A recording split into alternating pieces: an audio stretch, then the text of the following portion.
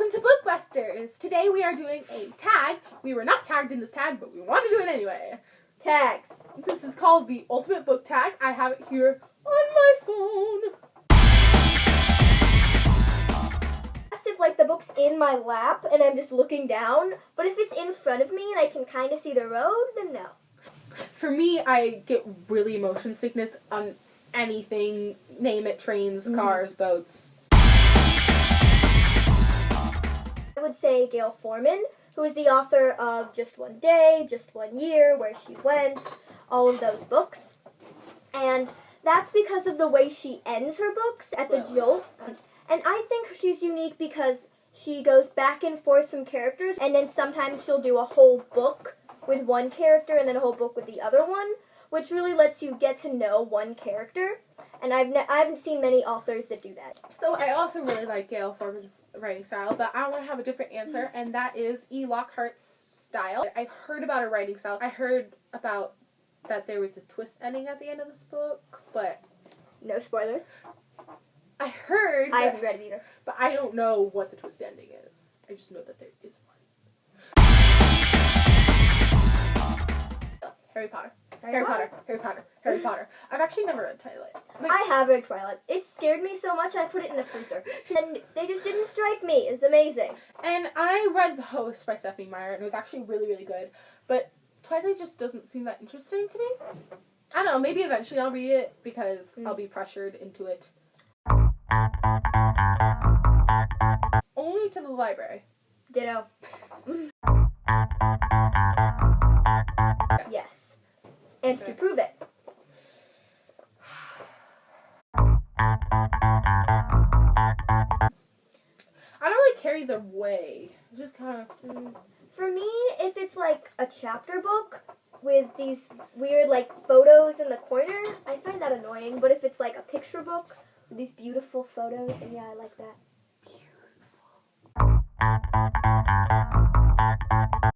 The Rainbow Magic series. I don't have the Rainbow Magic books anymore. I used to have all of them. Ivy and Mead. Oh, Memories. memories! Oh, in Great Britain.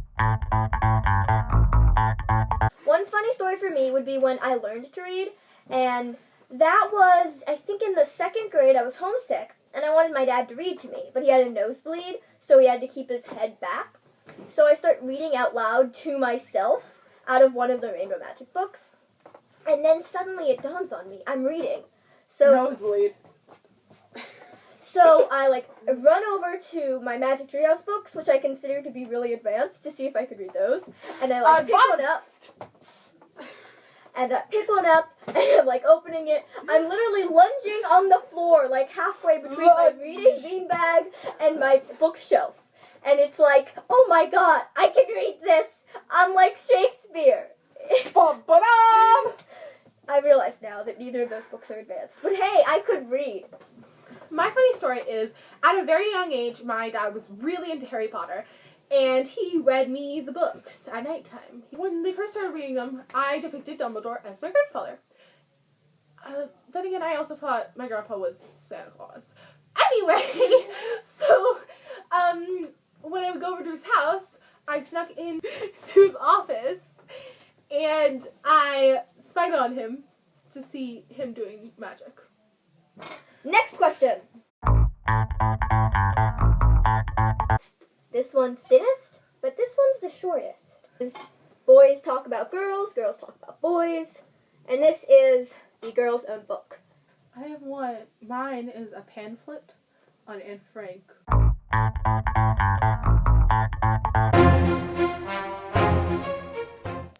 It's huge. It's not like I planned it this way, which is 3 of the Alice books. Okay, mine is really thin, but it's huge.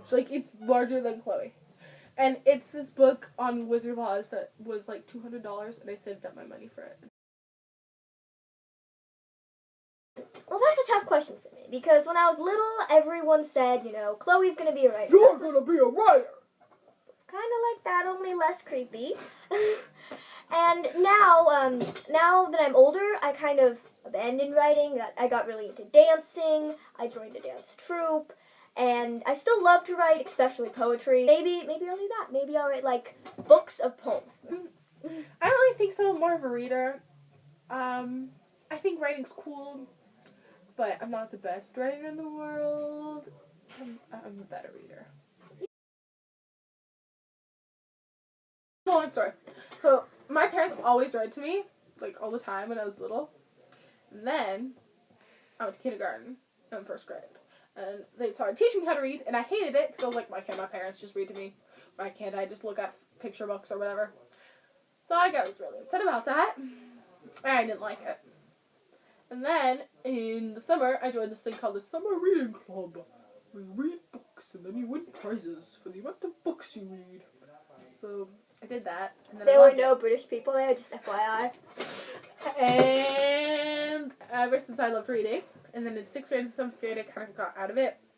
Mainly because I was thrown out of middle grade books, but I didn't really know about young adult books. And so I was really bored, and then I learned about young adult books, and then I was happily ever after. The rest is history. Yay! Bored of every winter and mountain rain combined. Personally, have been into books my whole life. My mom read to me from a very, very young age. I'm reading to you, and I'm your mother! She is not my mother, just for the record. And then after she read to me, I read myself. I may have gotten out of reading a little bit when I switched from Spanish immersion in the kindergarten and first grade to the 2nd grade where I was learning English, and I couldn't really speak in English. Never mind. I could speak in English. I couldn't read in English. That's what. So it was hard for me to read. But as soon as I snapped and, had that moment that I told you about in the funny stories question, it was like reading all the way. And it's been that way ever since. Next question. I need Ayana here. Wait for it.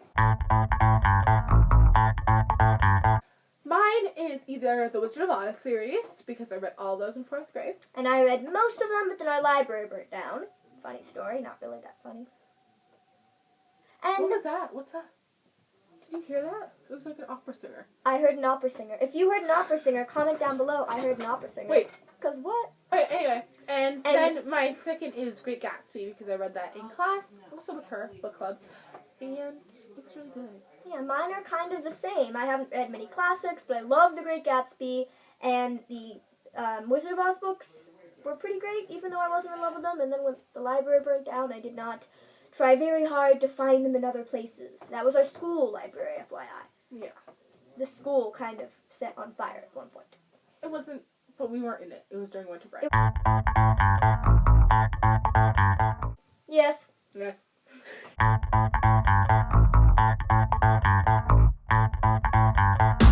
I would look for a gift receipt and say thank you very much if they have a gift receipt.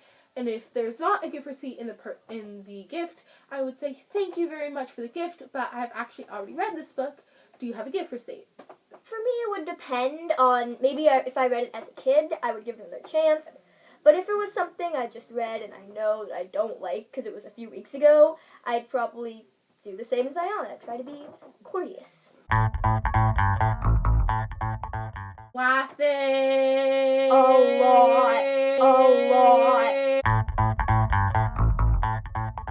Alright, supercalifragilisticexpialidocious. Even though the sound of it is something quite atrocious. If you say it loud enough, you always sound precocious. Supercalifragilisticexpialidocious. Umdi-umdi-I. No. Yes.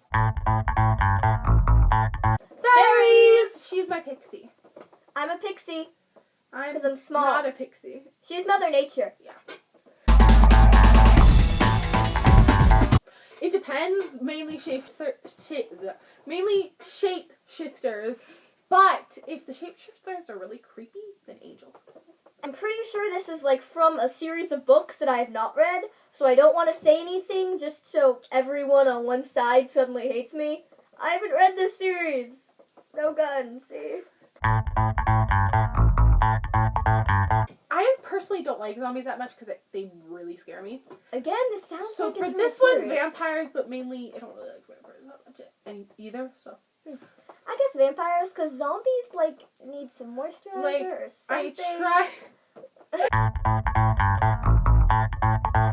Love triangles are okay every once in a while, but I mean, they're everywhere nowadays, and they get really annoying after a while. I feel like love triangles could be cool, but King Arthur kind of ruined that for me. Just became so serious. Like, I don't know if you're familiar with the story of Camelot, but basically, King Arthur's best friend and his wife have an affair, and then he loses all faith and can't fulfill his destiny or something. I'm not sure if I'm getting this right.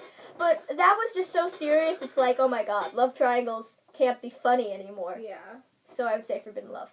Although Romeo and Juliet died.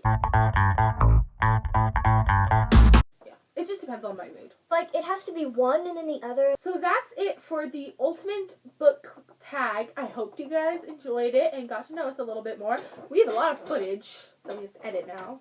So we're going to go edit this video, and then when you're watching this video, it'll be like, time is moving backwards. Backwards? It'll be cool. Bye!